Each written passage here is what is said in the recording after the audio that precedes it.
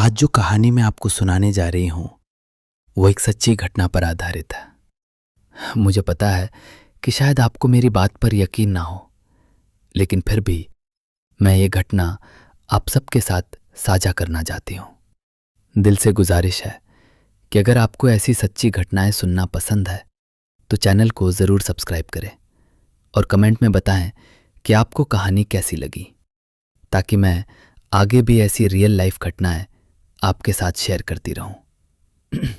तो चलिए कहानी शुरू करते हैं।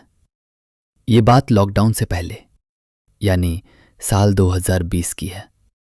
मैं उत्तर प्रदेश भारत से हूं। उन दिनों मैं रोज की तरह अपनी फैक्ट्री में काम करने जाता था।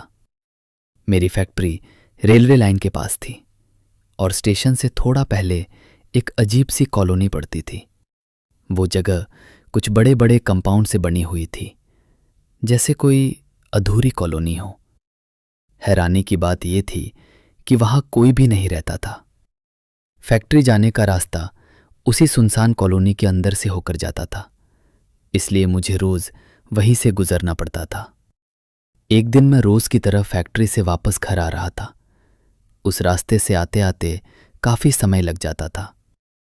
उस दिन मगरिब का वक्त हो चुका था और दिन जुमेरात का था। कॉलोनी में जाने के लिए एक मोड़ लेना पड़ता था। जैसे ही मैंने वो मोड़ लिया, मेरी नजर सामने पड़ी। वहां एक औरत जमीन पर लेटी हुई थी। उसके कपड़े बहुत अजीब थे और हालत ऐसी लग रही थी जैसे किसी ने उसे बुरी तरह मारा हो। मैं धीरे धीरे उसके पास गया। जैसे ही मैं उसके बिल्कुल सामने पहुंचा, वो अचानक मेरी तरफ देखने लगी और जोर जोर से हंसने लगी। उसकी वो डरावनी हंसी आज भी मेरे कानों में गूंजती है। उस रात मुझे तेज बुखार हो गया। पूरी रात मुझे नींद नहीं आई।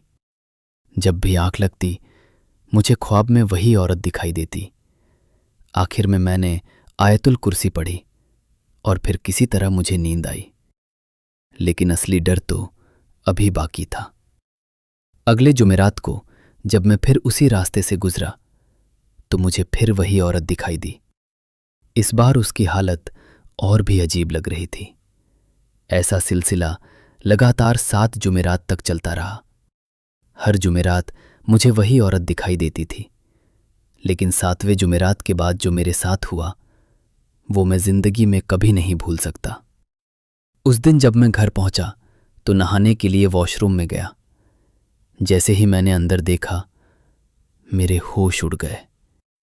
वहीं वही औरत खड़ी थी, लेकिन इस बार उसका चेहरा पहले से भी ज्यादा डरावना था।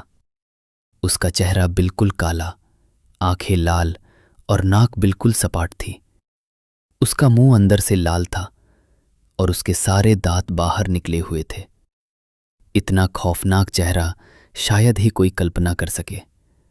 और सबसे डरावनी बात यह थी कि वो एक छोटे बच्चे को नहला रही थी। ये सब देखकर मैं इतना डर गया कि मेरे होश उड़ गए। मैं जोर से चिल्लाया और तुरंत घर से बाहर भाग गया। तभी मेरा एक कजिन वहां आ गया। मैंने उसे सारी घटना बताई। वो मेरे साथ घर के अंदर आया और हम दोनों वॉशरूम की तरफ गए। हम दोनों अंदर खड़े होकर चारों तरफ देखने लगे। अचानक एक बहुत ही भयानक चीख सुनाई दी। ऐसा लग रहा था जैसे किसी मर्द की आवाज हो।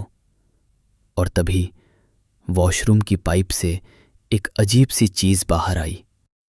उसका सिर्फ शरीर था, लेकिन चेहरा बिल्कुल नहीं था।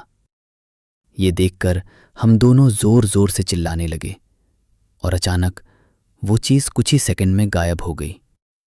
ये सब शायद 5 सेकंड के अंदर हुआ, लेकिन वो पल हमारे लिए बहुत डरावना था। हम दोनों इतने डर गए थे कि 1 हफ्ते तक घर भी नहीं आए।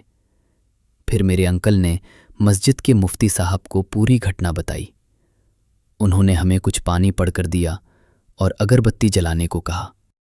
हमने 7 दिनों तक वो पानी पिया और अगरबत्ती जलाई।